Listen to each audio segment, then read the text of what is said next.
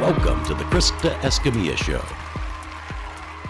Hello, everyone. Welcome to this week's episode of the Krista Escamilla Show. I hope that all is well in your world, and we really appreciate you choosing to be here today to do three of my favorite things: listen, learn, and grow. So thank you for your time. We also want to thank our sponsors before we introduce our amazing guest. So a special thank you to Omni Midland Hotel, Rig ID Workwear, the Laughlin Hotel, the Preserve at Midland, also Midland Cap Company, Kevin Foreman of Foreman Financial, and joincapclub.com. Support those local businesses or all local businesses however you can, because as you know, a big cheerleader of local, so please support as you can.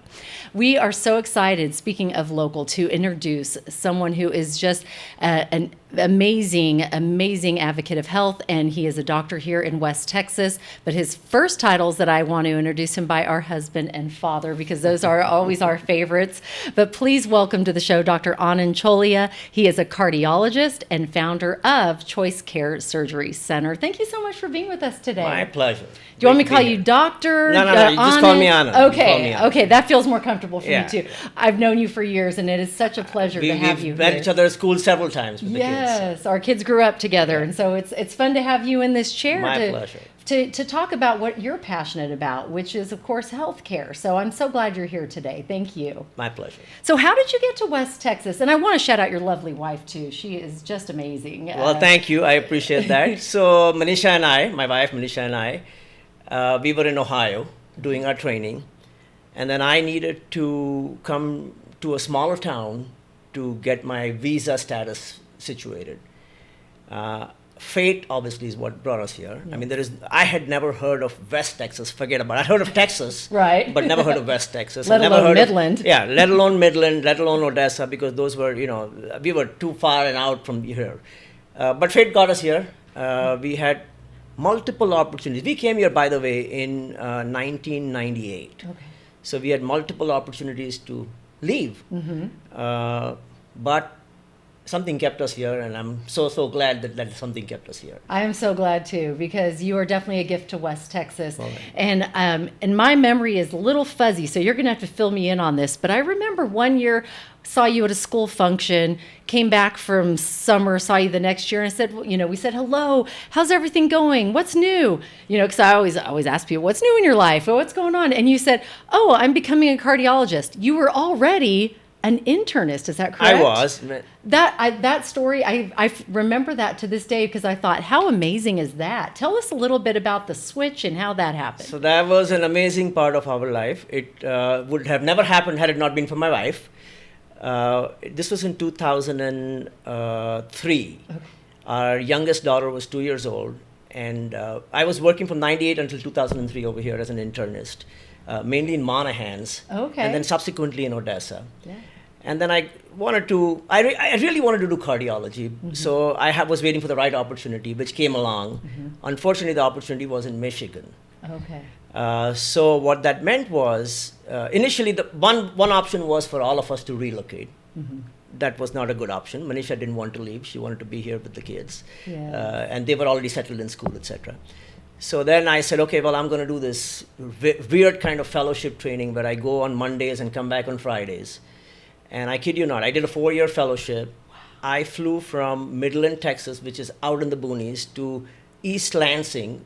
And the closest airport is Detroit, which is a 2-hour drive from Detroit, hour-and-a-half drive from Detroit. Wow. I flew 200 times over 4 years. Oh, my goodness. 200 round trips. That's 400 flights. So you'd go every Monday, come back Friday? I would go Sunday evening and come back Friday evening. Oh, my goodness. And I did that. I didn't realize that. I had no idea that's what you're doing. That's why we didn't see it at a few school functions absolutely, then. Absolutely. Yeah. So that was amazing. And so that was a 4-year training. And then once I did that, again, we thought about where to go and, where to settle down, and we just wanted to be here, and here we are. I love that. Well, thank you for choosing West Texas, because, we need good doctors. And I mean, you've got to be smart to get one degree and then go get another one in cardiology. What was that like? Because you were already a doctor. Like, what was that period of your life, traveling, kids are little, all the things? That was the hardest part of our lives. Yeah. I'm very glad we did it. Yes. But going through it was hard. But the thing that kept us going, both of us, my wife and I both, is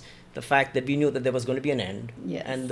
And every year it got harder, and yet the end came closer. Yes. So I think that's what kept us going, and we just had to do it, and we did it. I love that, and that's good advice. And I want to ask your best advice for someone who's maybe going through med school, like my son's girlfriend, and you're one of your own, and your daughter. But sometimes it feels so far away, right? The end, like 4 years of traveling back and forth, or going through residency. What advice would you give someone that is going through that, to stay the course? Yeah, so I think, the first thing is don't get in unless you really want to do it. Mm-hmm. That is number one. Don't get in because you think it's cool to be a doctor and, you're going to do this and you're going to do that. What you see on TV, that's a TV show. What? Grey's Anatomy isn't real? It's real, but that is not every day. Right. So every day is going to be, just a regular day. So don't get in unless you really want to do it. Yeah. And then once you get in, you can't count days. Okay, you just have to do it. You have to enjoy the time doing it, because otherwise you're not going to make it. Yeah. And it's not just that. You'll survive. Remember, you're looking at 4 years of medical school. Right. After college, then at least 3 years of residency, and then if you do something like me, another 4 years after that. Yeah. So you're looking at 11 years after college. Yeah. You get paid for some of it, but you don't get that much money. Not a lot. You're not going to Yeah. get paid that much. So I think, and then by the time you are halfway through your studying, everybody else is great. I mean, they're all settled down, they're driving nice cars, and they've got nice homes, and here you are living in a little apartment, working till midnight and all overnight. That's true. So I think, it's a rough ride, but if you enjoy it, it is the best ride of your life. That's awesome. I love that. That is great advice. So let's talk about, so you get then your cardiology degree. What is it like walking in day one of being a different type of doctor and seeing patients for something else? So it didn't happen to me, but I'll tell you a very interesting story that it happened to me while I was in my training. Okay. And one of our senior, we were called fellows. In the last 4 years of training, you're called a fellow. It's called a fellowship. Mm-hmm. So one of my senior fellow, who was 2 years ahead of me, completed his training and then started working in the same place. And we were doing a procedure and something went wrong. Mm-hmm. And when you're doing a procedure and something goes wrong, you call the attending physician for help. Mm-hmm. And so this guy, it was his first day as an attending physician or working. Okay. And he turned around, something went wrong. He said, call the doctor. And then everybody's just sort of looking at him. And then I was right next to him. I was scrubbed in. I was learning from him. Uh-huh. I said, I won't mention a name, but, Dr. So-and-so, you are it. You're the doctor. You're it. She said, oh, yeah. That's so that, they sorted out stuff. I mean, everything worked out good. Right. But, so it's challenging. Yes. But, it's fun. I love that. What do you love most about your job? Because I'm just fascinated. Of course, I grew up watching ER, love Grey's Anatomy, love, and you said it is different, but what is it you love about your job? Yeah, so I think the one thing that I love about my job is being with people. Mm. And I think, and not everybody's blessed or cursed or whatever it is with an opportunity like what I was. We had 4 years or 3, at least a couple years of COVID. Yeah. I'll tell you this: my office was not closed for a single day. Oh, that's great. A lot of doctors, and I'm not saying telemedicine is not good. It's right. good. There's a place for it. Right. But I couldn't do it. Yeah. I just wanted to see my patients. I wanted them there with me. And I kept my place open, and they were so thankful because what you can do by, like you have a patient like here, across, I mean, if you are done it for long enough, you can figure out just by looking at a person in live, not on a TV screen, right, what their problem is. Yeah. And you can gauge them right then and there. And I think, the best part of my work is actually talking to people and, learning from them too, and also teaching them stuff that they would help them out in life. So. I love that. And we're going to do that in a minute. We're going to talk all things heart disease and heart health and how we can how we can live our best lives, because I think that's important, because I'm sure preventative care is at the top for you. But first, we do something on called Quote of the Day. Okay. I'm a big quote girl. You're just going to pull one out. And then this is so non-doctory. So he's like, what is going on here? But it's going to be great. I'm sitting here today in Midland, Texas with Dr. Anand Cholia, a cardiologist. And he got which card did you get? Important. Of course you got the important card, because you're important. What is the quote there? Oh, you know what? I need my glasses. Yes, get out the glasses. If not, I have mine right here. No, you got yours? Mine. Okay. I got mine on the back of my phone. So. I like that. His are attached to his phone. That's cool. We're going to talk about that in a minute. Yep. What you get by achieving your goals is not as important as what you become by achieving your goals. Absolutely. Zig Ziglar. I love that. What does that quote mean to you?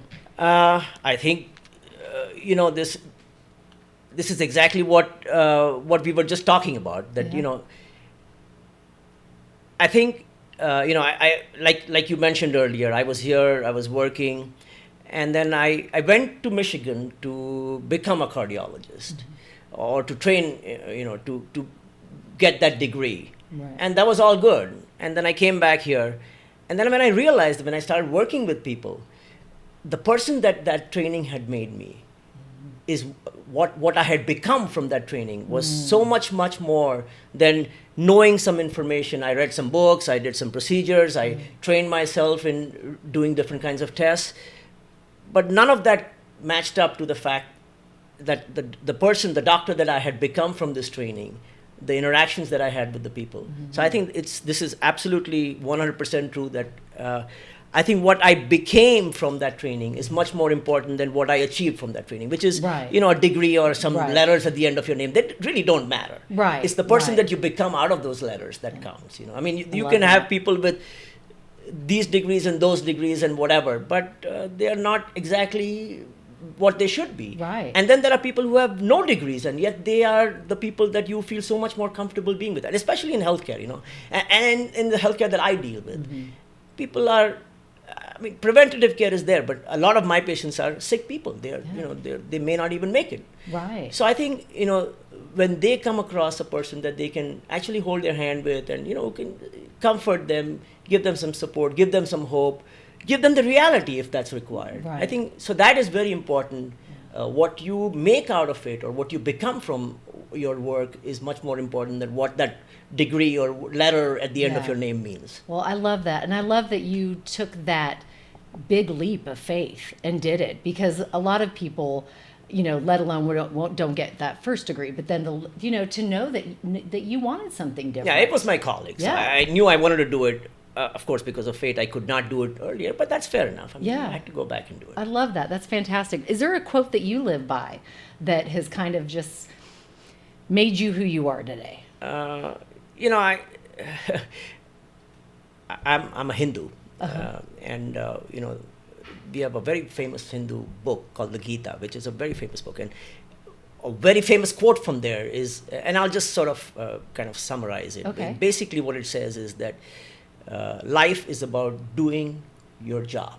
It is not about what comes out, what fruit it bears, or what the consequences, whether it's something good comes out of it, something bad comes out of it. That's fate. Right. But your duty in life is to do what is expected out of you. And whether it is your work, whether it is your family, you just gotta do it. Don't worry about the consequences. They will happen, and they are in somebody else's hand. It is not in our hand. Right. The fate is not in our hand. However, the duty or the responsibility or the deed of doing the work is definitely in your hand. I love that. And that's what I live by always. I love that. That is a great quote. Thank you for sharing. Let's talk heart health, because this is something my husband Al, you've known Al for years, since 2003. He is passionate about health now that we're getting older, and we want to, do our part, right? What are the or maybe the top 3 things that any one of us that's listening today could implement in our lives to make our heart healthier?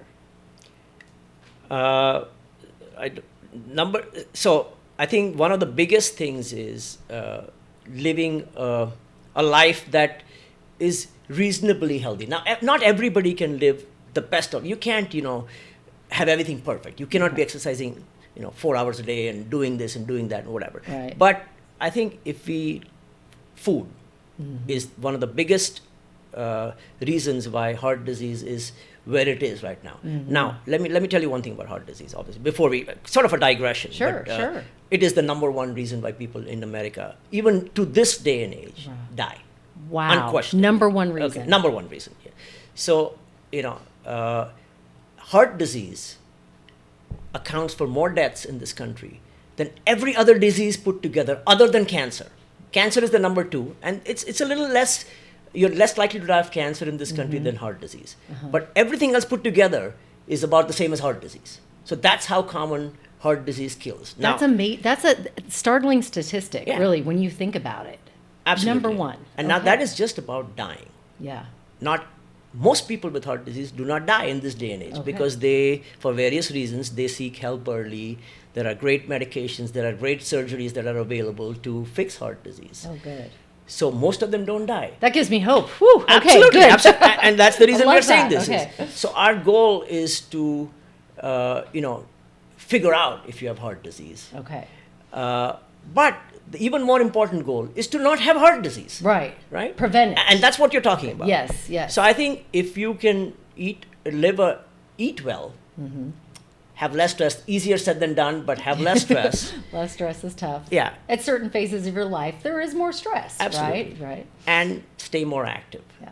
Those are the 3 top things that one can do to, I wouldn't say prevent heart disease, but reduce the likelihood of heart disease. Help. So let's break them all down. Let's start with food, because I love food. I love cake. I've been a vegetarian since I was 19, but not always a good vegetarian. A lot of time I would eat too many French fries or eat too much cake. So what should an ideal diet look like to prevent heart disease? So, there are all kinds of, if you Google heart healthy diet, every single thing under the sun is going to show up under there. Right. You eat more protein, you eat less protein, you eat more fat, you eat less fat, you eat more carbs, you eat less carbs. Right. In my opinion, the only thing that has stood the test of time, there are a few things that one should do. Number 1, eat a balanced diet. Balanced diet means you eat a little bit of everything. Little fruit, little veggies, little meat, little potatoes, a little bit of everything. Okay. Right. The second thing is, don't give up anything completely that you love, but cut it down. Yeah. If you love steak, eat it. Yeah. But you don't have to have steak every single day for your entire meal. Right. So you cut it down. Yeah. 3 times a day. You don't need to do that. Okay. So you cut it down. Right. Number 3 is processed foods. In my opinion, processed foods are just bad. Yeah.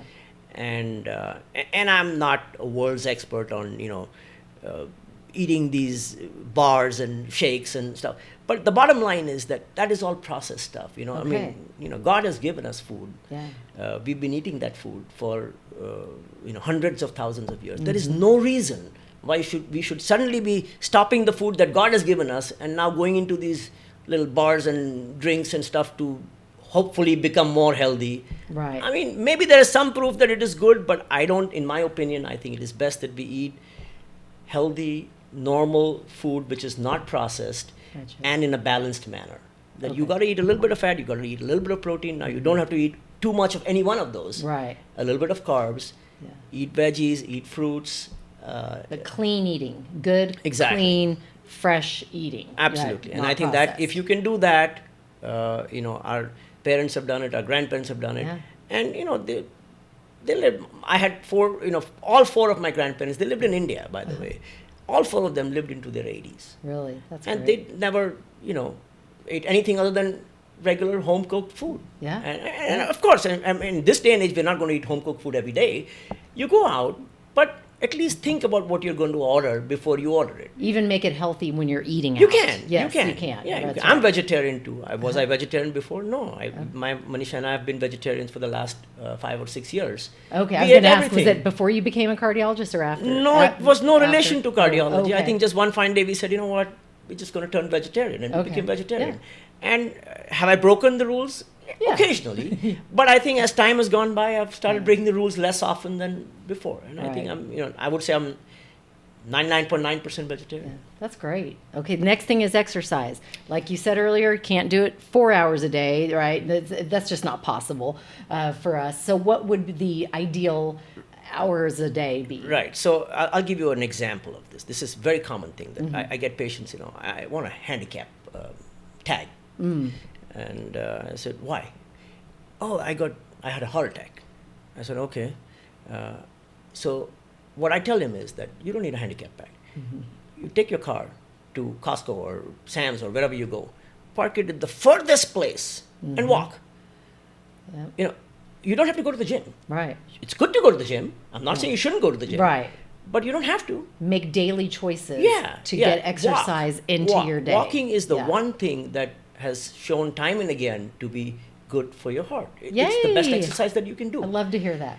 Now, is it good to do strength training? Absolutely good to do that. You got to stay fit. You got to live long. You got to take care of your joints. It's not just all about the heart. Right. You got to be walking and up and around and stuff like that. So you need to do all of that stuff too. But from a heart perspective, aerobic exercise, which is walking. Now, and again, this is something that I tell my patients all the time.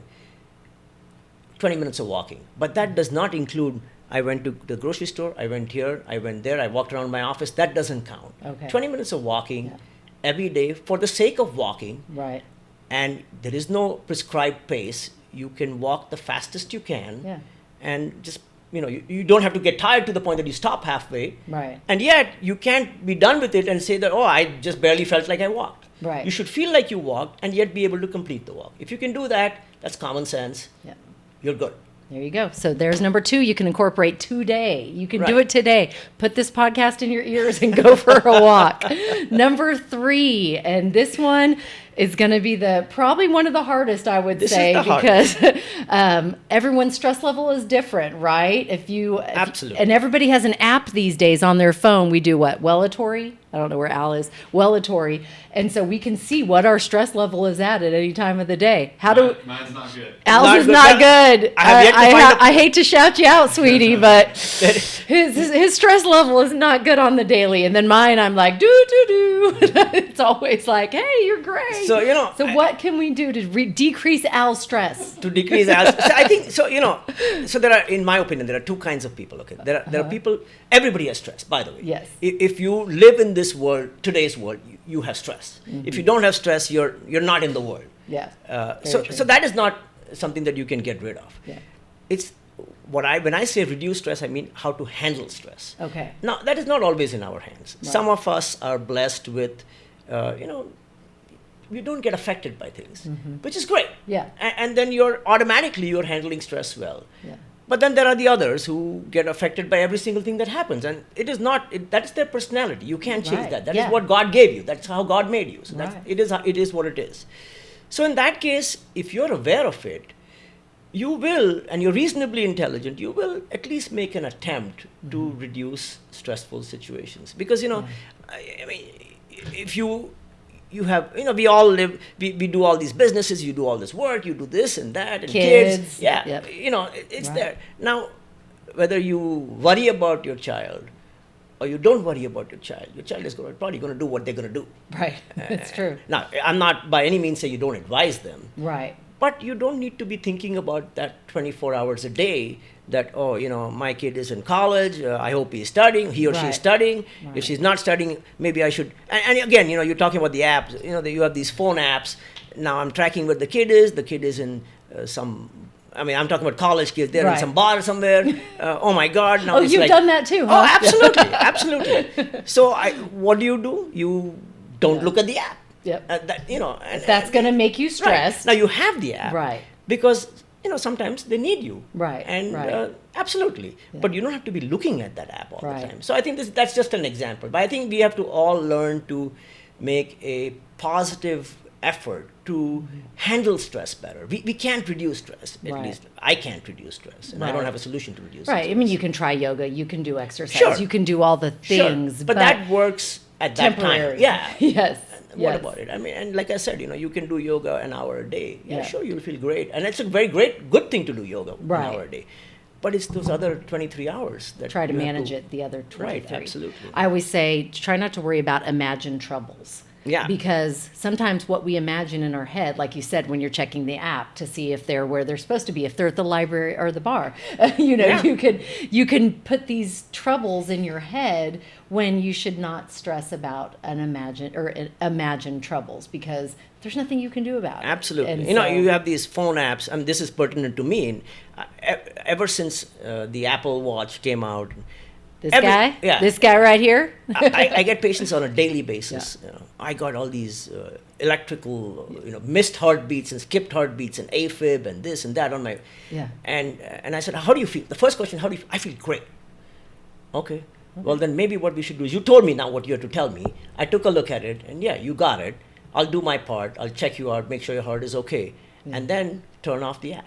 Okay. Because we don't need to be knowing all this information. Okay. If you're feeling good, there is nothing that we are going to do about it. I granted that you sometimes you do pick up some stuff. Yes.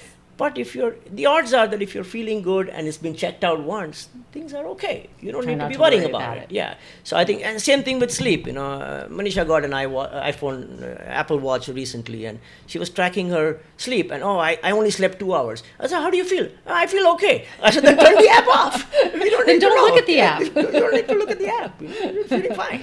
That's funny. And it's hard. It's hard not to, right? With all these gadgets and technology. It's very difficult. Yeah. You get all this information, and then we have to analyze the information, make sense if that information is actually valid. Some of it is, but a lot of it is not. Right. And then you get stressed out because you have all this information that's now, oh man, I don't sleep. I barely sleep 2 hours a day, and not sleeping is not good. Right. And it's going to cause me to have a heart attack and this and that and Alzheimer's. And, right. So it's... You can over-worry yourself. Instead, take the preventative measures daily. Right. To do, and like you said, how you feel is important. Right. How are you feeling? And sometimes, you don't always... not everybody always feels well and is well. Sometimes you have conditions that you have cancer or you have heart disease and you're feeling fine. And that is rare, though. Right. In most cases, that is not the case. Yeah. Okay. I have to ask you about vitamins because I sometimes feel like I get excited about a new vitamin, right? Or this is going to help me here. But it can be overwhelming because there's so many vitamins. What should, and I will just throw out a number, the average 50-year-old be taking for for good heart health? So here, what I practice and what I preach, there is a sort of a disparity over here. As all of us, right? Yeah. So I have no known medical problem. Okay. This is just me personally. You personally. Yeah. Okay, I have talking about himself here. I have no heart disease. I have no blood pressure problem, no diabetes, no cholesterol issues, nothing. And yet I take about 6 or 7 pills every day. Okay. Because my wife thinks that they are good, and I'm just going to do what she asked me to do. Good job. So I do it. First of all, good job. So I do it. I'm not going to argue. Good job listening to Manisha. Because Yeah. she is also a doctor. Yeah, she's a doctor. I don't know if we mentioned that earlier. She is a doctor, but so she wants me to take it, and I take it. Okay. Now, if it were up to me, I would say take the multivitamin that you get, the cheapest multivitamin that you can find, maybe in Sam's Club or online or Amazon, wherever you shop, and take one a day, and then eat healthy food. Because if you eat a balanced meal, a balanced meal means a little bit of everything. Yeah. In the days when there were no vitamin pills, or there weren't 11,000 vitamin pills, people didn't have vitamin problems because they ate healthy food. So if we are going to do the same thing, there is no need for us to be doing all of this other stuff. Okay. That means I am, like I said, the disclaimer here is that I do not practice what I preach, but that is what I would preach. So which ones do you like? Okay, let me ask specifically. Is a B12 shot good for you? Now I'm talking about me. So you know what? That's a very interesting question that you brought. If it makes you feel good, go for it. Do it. Okay. No harm. No harm. Yeah, no harm. Okay. And in the science of medicine, there are what we call studies done in which you compare a medication to a placebo. And one of the very common placebos is B12. Okay. This has been done for ages, for the last 50 years. So you take 1 million people, and the one guy you give them a medicine, and the other guy you give a placebo, or person you give a placebo. And then you compare and see who lives let's say the outcome is, or what you're looking for is who lives longer. Okay. I have so many questions. Okay, where do I want to go next? The next place I want to go is signs, warning signs, something is off with the heart. I'm sure you get asked this all the time. Yes. Is how do I know if I'm having a heart attack, or how do I know if I'm having a stroke? And really, to be honest, is what's the difference between a stroke? And this is because I am medically not there. Okay, I don't know medical terminology, but I hear stroke and I hear heart attack. What are the differences? So both of them are bad things to have. Okay. Okay. So stroke is usually caused by reduced blood flow to the brain. Okay. It is a brain condition. Okay. A heart attack is caused by blockage or reduced blood flow to the heart muscle. Okay, completely different things. They're Obviously, I did totally not different know. things. Now, Yes. they're related Okay. in the way that people who have certain conditions can get heart attacks, and the same conditions also cause strokes. So that is the only Okay. relation that they have. Okay. There are certain heart conditions that can cause strokes. Okay. There are certain stroke conditions that can cause heart attacks. So those are all there. Okay. But that being said, they Completely affect two different parts of the body. Okay. Yeah. And so how do you know if it's a heart attack or a stroke? So, obviously the commonest reason why people come to the emergency room thinking they have a heart attack is they have chest pain. Mm-hmm. So that's a no-brainer. Right? I mean, if you have diabetes and high blood pressure and you're a smoker and you suddenly are doing nothing and you have this severe chest pain in the middle of the day, or you're running on the treadmill and you suddenly have chest pain, mm-hmm. You don't need me to tell you you should think of a heart attack. I think you figured that out. Go directly to your ER. Right, yeah. right. And in fact, I tell my patients that. I said, even your neighbor's dog will probably figure this one out. Right. So, right. This is a no-brainer. You will know. Yeah, this is a no-brainer. Okay. That being said, the majority of people do not have that kind of symptom presentation. So usually it is, some sort of a discomfort. It's not a severe pain. Mm-hmm. It's sort of a discomfort anywhere between the jaw and the belly button. Okay. So it does not have to be in the middle of the chest. Feels like heartburn, maybe? It can be heartburn. Okay. It can be heartburn. It can be pain. It can be pressure. It can be tightness. It can be heaviness. It can be pain, obviously. Mm-hmm. It can be uneasiness. I mean, there are so many times in women, it's sort of an uneasiness in the stomach. You get nauseated. Okay. That's the only sign of a heart attack. Okay. I have seen patients who have only symptom they had was aching in their arm. Oh. More common on the left side, but can be on the right side as well. Okay. So if you have anything between the jaw and the belly button that is concerning, that you feel really, I've never had a heart attack, so I couldn't tell you how one feels. Right. But I can tell you of what patients tell me, yeah. which is that sensation that you have is something that you haven't had before. Okay. Unless you had a heart attack before. Right. So I think if you feel something that is sort of out of the place, mm-hmm. anywhere between the jaw and the belly button, think about heart attack. Does not mean you need to rush in the middle of the night, but if it's concerning, go to the hospital. It's always best, yeah. A lot of times patients call me in the night. Mm-hmm. What do you think?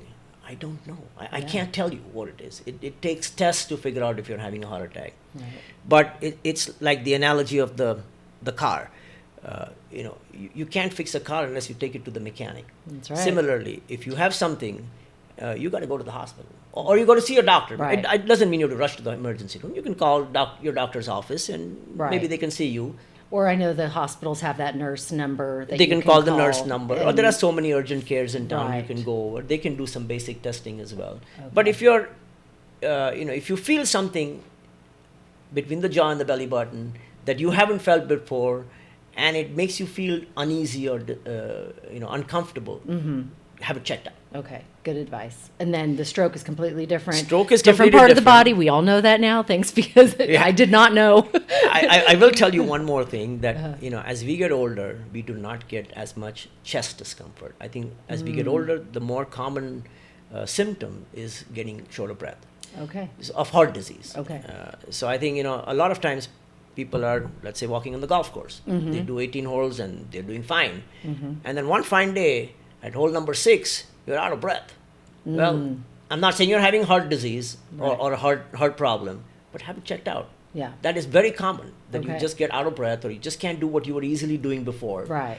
Suddenly or sign. Even slowly progressing. Okay. So I think those are two important things, chest discomfort or uneasiness and breathlessness.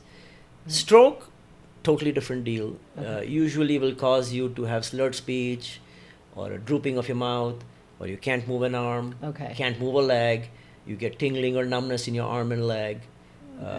Those are the common presenting complaints in a stroke.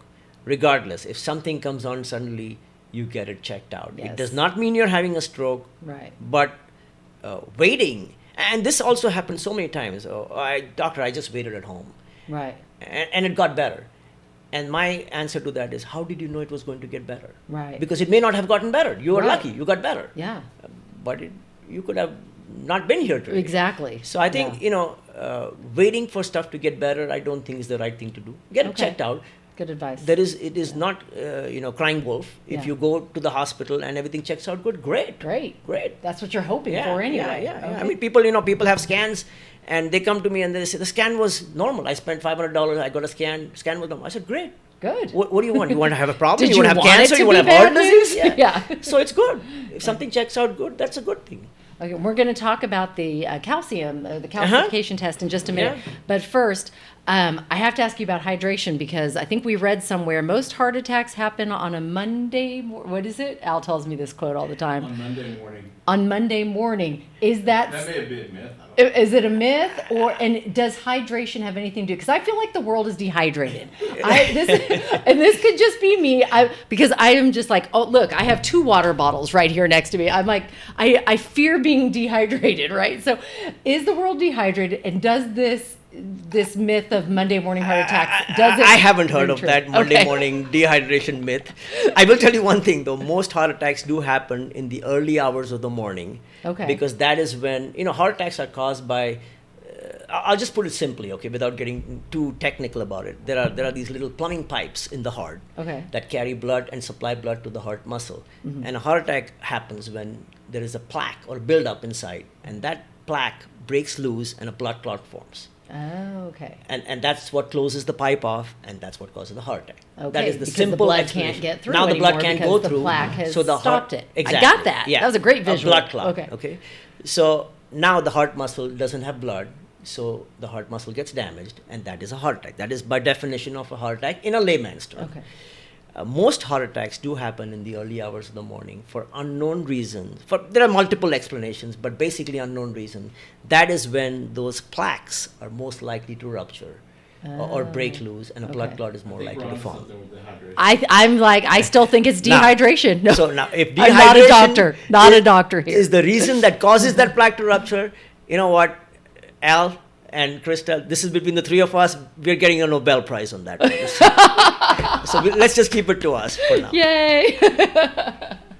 Oh my gosh, that's great. Okay, now we're going to talk about the true test of if you're going to possibly have heart problems is a calcification test, correct? Okay. So it's one of the tests. One of the tests. There are many tests. I think hold on, I'm going to drink some water real quick.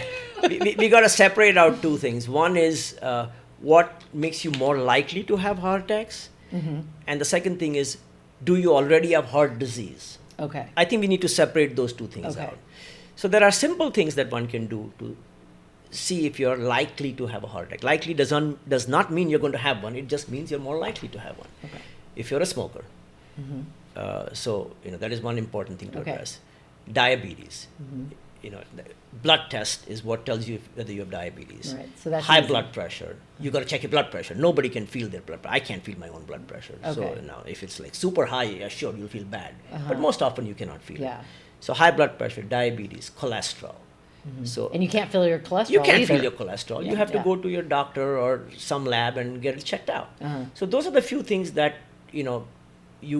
everybody, all of us need to do. And the older we get, or as we get older, it becomes more necessary for us to do that. So those are the few things that we should do. It does not take much to get a blood test done. One blood test, one blood pressure check, doesn't take much. Okay. So anybody can do that. Right. Now, then there are some fancier tests that one can do, and one of them is the calcium test. There are some other fancy tests, which is not very expensive. It's not. I don't know what less than $100. Yeah, less than $100 depending on where you go. Right. Again, what it tells you, and this is what I tell my patients, is it tells you if you have calcium around your heart arteries. It does not tell you if the calcium is inside and causing blockage, or in the wall of the artery, or on the outside. Okay. If it's in the wall of the artery, that's not good, but that's not that bad. Okay. If it's on the inside, then that's bad. Now it's obstructing the blood flow, so you better get that checked out. But in general, if you have calcium, then there is the setup is all there for heart disease, and then it's a good idea, at least calcium to a significant extent, to get it evaluated. And then can you reverse it by doing those 3 things we mentioned earlier? Is it reversible? Unfortunately not. No. But I will tell you one more thing about heart disease. A lot of times people, the ultimate test for heart blockages is something called an angiogram, which is you go inside the artery and you take a look and see how much of buildup there is. And then you have, let's say, patients have a 50% buildup. I want you to put a stent inside or do bypass surgery and fix it. And the answer is no. You do not need to fix every single blockage that exists. Okay. So similarly, you do not need to reverse the stuff. If you can arrest or stop the stuff where it is, that's mission accomplished. Okay. There is no way to get rid of that calcium. Right. Once it's there, it's there. Okay. That being said, if you can stop it at that stage, then you're fine. Great. Okay. Yeah. And again, does that mean you'll never have a heart attack? No, there is no never in this stuff. But you're less likely to have one if you can stop it there. This is great. Great information, and we highly encourage you to, if you want to know, go get the test. Absolutely. It's good to know. But also, you can do all those other things too. Quit smoking, and if that will help. Right. And again, these are easier said than done. Smoking is a very difficult habit. I'm not a smoker, but it's a very difficult habit to give up. Right. But if you make an effort, you've done many hard things in life. Right. You can maybe do this one too. If your goal is like I consider, like Al and I consider ourselves longevity optimists. Like I am a longevity optimist. Absolutely. Want to try to do all the things I can do to be here as long as I can. Right. No guarantees, like you said. No guarantees. But if there's anything I can do, I want to do it. Right. And so if that's the case, then take the steps and that you've mentioned today, because this is great information on it. It really is. I've so enjoyed this. Al, do you have any questions before I jump into the next segment? I'll come up with some. Okay, I know because he loves this topic. He really does. I mean, we talk about men's health all the time, women's health. I mean, just doing your part, I think, is important with your doctor, and be a health advocate for yourself. I mean, I'm sure as a doctor, you want people to ask you good questions, right? Absolutely. You want them to come in. I welcome questions always. I mean, I think see, in the end, it is your body. Yeah. I mean, you got to take care of it. I mean, I can prescribe a medication. You got to take the pill. That's right. And I can tell you this, that a lot of people are given all kinds of treatments and pills and stuff. They don't take it. Right. Well, if you don't take it, it obviously doesn't work. That's right. So I think, you have to take care of it yourself.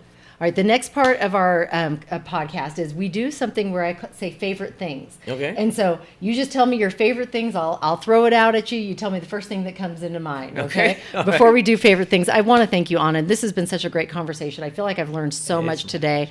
Dr. Anand Cholia is a cardiologist here in Midland, Texas, and Odessa, Texas, a founder of Choice Care Surgery Center. And we've been talking all things health. Now we're going to have a little fun. So favorite, you ready? All right. Favorite fun fact about you that we would not know reading your bio? I don't know. I don't know if it's fun, but my 2 daughters and I climbed Kilimanjaro last year. That's fun. Looking at me, I don't think anybody would have thought I would do it. Even when I looked at myself in the mirror, I didn't think I could do it, but I did it.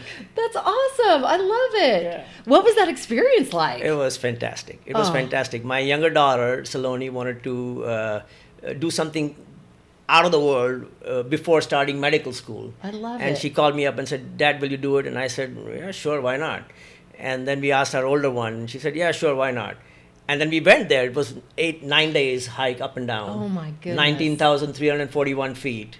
Wow. Out of oxygen from a third of the way up, but we did it. That is incredible. And with no training, because we don't have hills in West Texas. That was probably not the smartest thing to do. That was not the smartest thing to do. But you did it. I did it.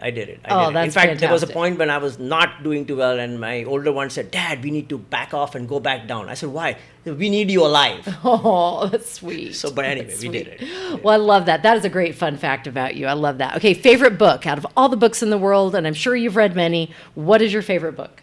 I think so I like to do outside of medicine. Okay, I like to read about investments, and there is a very common sense investment book that I read, that I've read. Is called The Intelligent Investor. Okay. It was written by Warren Buffett's guru. Oh. He was his teacher. Okay. So a guy called Benjamin Graham. Oh. He wrote that book, and that was again. There are all kinds of fancy investment strategies in this world, but that is the one thing that I go by, and I still go by that, and that's the book fantastic. that I love. That's great. Write that one down. That was the first book I read. Is it? That was the first book there you read? go. I love it. And after that, I didn't want to read anything else. Benjamin Graham. Yeah. Yeah, that's awesome. Okay, favorite podcast. Are you a podcast listener? I'm not, unfortunately. So his favorite is this one. Absolutely. This is my favorite. Yeah. I do listen to a podcast, but it's a medical podcast. It's by this doctor in Indiana that he gives, again, common sense. Yeah. This is medical information. It's purely for cardiologists. That doctors would enjoy listening to. Yeah. I love that. But I'm not much of a podcast. Okay, sounds I good. haven't been one, at least. Favorite movie? Favorite movie is Pretty Woman. Oh and that's not because it was the movie that I loved, but that was the first movie that my wife and I saw many years ago, 35 years ago, and since then, That's sweet. Yeah, I love that. That is my favorite movie. And it is a good movie. I mean, it's a great interesting movie. Premise, but good movie. It's not a very guy movie, but that's okay. But that's okay. I love it that. has That's a different your value favorite. in life to me. Yes, I love that. Okay, favorite life hack, something that makes your life easier that you want to share with us. I think the favorite life hack, something that makes my life easier is my wife. Oh, Okay, she is, for 4 years, she supported our family. She's a doctor, as we talked about. She supported our family while I was doing my training. And the one thing that she always does is she is the only person who gives it to me straight in my face. I've done all kinds of crazy stuff with work, etc. But she always gives it to me. And climbing a mountain with no training. And she was mad. She was mad when I came back. And how could you do it? But the bottom line was she let me go. Yeah. So I think, Oh, I love that. Manisha is special. That is so sweet. I love that. Okay, favorite life hack. Favorite hype song. Favorite song. You're walking into a medical conference and you have to give a speech. What song's playing in your head to give you some encouragement and confidence? So you know what? Oh, I should have said I could have. So I do some karaoke singing. Okay. Really? But unfortunately, another fun fact. Yeah, that's a fun fact. But it's mostly Indian songs. Okay. So I don't think most people on this podcast would know about them. But I do. We have a little group of friends that we do karaoke. And the criteria for being part of that karaoke group is that you have to be a not so good singer, because otherwise, it defeats the whole purpose. Yes, so they're all kind of averagely bad singers. Right. But we love it. How we love fun it. is that? We love it. Do you do it at someone's house? Or you So we take turns. Oh we my take gosh. turns. In fact, tomorrow night is karaoke at our home. I love this. Yeah, This but is amazing. I want to go. No, I just invited myself to karaoke night, by Absolutely. the way. This sounds like so much fun. I do sing Wonderful Tonight, though. I sing it pretty good. Wonderful Tonight? Oh, You Look Wonderful Tonight, that Yeah, song? You Look Wonderful Oh, Tonight, I love that. That's a good one. That's so cool. See, learning so much about you today. All right, favorite, let's see. Favorite restaurant in West Texas? We're vegetarian. Limits our choices. But a friend, physician couple friend of ours and I, and us, we go to Luigi's. Oh, yes. Almost every week. Okay. Not every week, but at least every other week, Wednesdays or Thursdays. And we love the vegetarian pizza. We just went there yesterday. And now to the point that we have a server who we just go there and sit down and we just get what we are supposed to get and we eat it and we have a glass of wine and we go home. And that's life for us. Oh, So I think that's Luigi's fantastic. is what we use.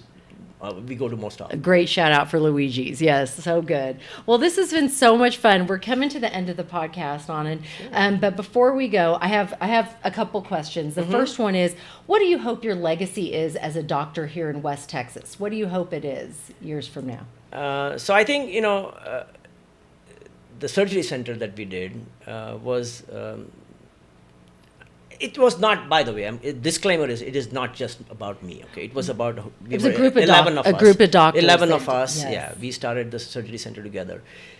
And the legacy is not starting the center, but getting 11 people with different ideas on the same page, working together towards a common goal. I think that would be a legacy that I would hope the other 10 would also want for their lives, but it is definitely for me. I so love I think that. that is, if there was one thing that I did good as a doctor outside of medicine, it would be that. I love that. That is fantastic. Okay, another question. Out of all of the things that you've done in your life and the people that you've helped, is there, and we don't want to break any HIPAA laws, but is there one case that has really just touched your heart and has made a difference in your life? Well, made a difference. So, one of the most important things that we learn is, especially in, when you do cancer care and heart care, is that you don't want to get too affected by patients, because that interferes with your judgment. Okay, so I try to stay away from getting too affected by patients. But I have, there are times I had it was sad. I had a patient that came to me with heart disease, and we did a procedure, and unfortunately things didn't work out, and a patient died. And it really touched me. Yeah. And sure. And then I went back and I spent many sleepless nights over it to see, was there something that I didn't do right? And I talked to my friends who are experts in the profession outside of town, got the angiograms reviewed, nothing sure. And then, I had tears in my eyes, obviously not at that time, because at that time I was busy trying to do what I had to do. But then, and it really touched me, and to the point that you realize that you sometimes in life you do things to the best of your ability, and yet things don't work out. And that is the lesson that it's not like I didn't know the lesson, but this was the first experience I had with that lesson. Gotcha. And I think that is something that I will carry forever. Yes, absolutely. Because that's something you'll never forget. Yeah, and and here you had somebody who had a problem, who would have, I wouldn't say had died otherwise, but there was a bad problem, and we tried to fix it, and it didn't work out. And I think we always we brag about I saved this guy's life and I saved that guy's life, but I think this was the thing that affected me the most, is the one that I couldn't save. Right, and I think that's hard, because that's what you do, is you save lives. Yeah, but they're not all going to be saved, and that is so hard. And I imagine that first one, or that one in particular, really did teach you a lesson. But I'm so grateful for all the lives that you have saved. Well, too, I appreciate it, because there are so many. It's been a privilege. Many people here in West Texas, and we're lucky to have you here and your wife sharing your gifts here in West Texas, because we love good doctors in West Texas, and we need more. If you're a good one, come to West Texas. We could use you here, because it is a special place and is a great place. What is your favorite thing about West Texas? People. So, there is nothing other than people. And I'm going to be blunt on this one, okay? Yeah. No human being, no sane human being should be living in Midland, Odessa, for the weather or for the scenery or for anything else. What brings you here is fate. Yeah. And it was in my case, and it's in most cases, either fate of birth or fate of whatever else. But what keeps you here is people. Yes. And there was a older person that I knew, a doctor. He said there was this 1,000-day rule. He said, if you come to Midland, Odessa, or West Texas for that matter, and if you do not survive the first 1,000 days, you're never coming back.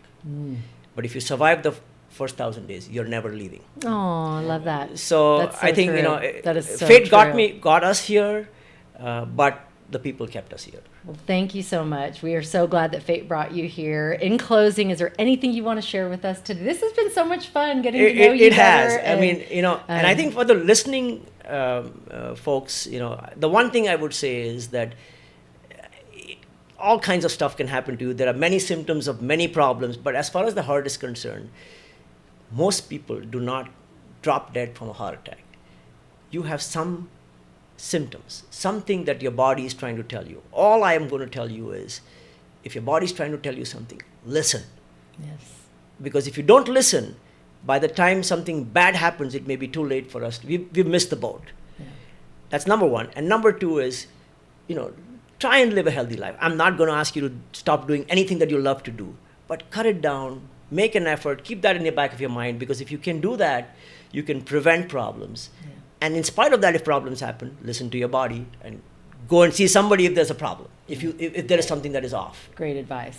Great advice. Eat the piece of birthday cake, not the whole birthday cake. Right. I mean, yeah. Thank you, Anand, so much. We appreciate you being here today. This has been so much fun sharing your story. As I mentioned at the top of the show, we are so lucky to have Dr. Anand Cholia, a cardiologist here in West Texas, and his wife, who is also a doctor here, sharing their gifts and talents. So we thank you for sharing today some real great nuggets of health that we can all implement in our life today. So pleasure. Thank you so much. It's been my pleasure. Thank you for having me. And thank you for listening, and our sponsors. A big thank you to our sponsors. Without you, we couldn't have our show and turn the lights on and share the great stories of West Texans who, this is the heart of West Texas, is the people, as he just mentioned. And so it's all of us that make this place great. And so thank you for making West Texas great. And don't forget my mottos: dream big, believe, and never give up.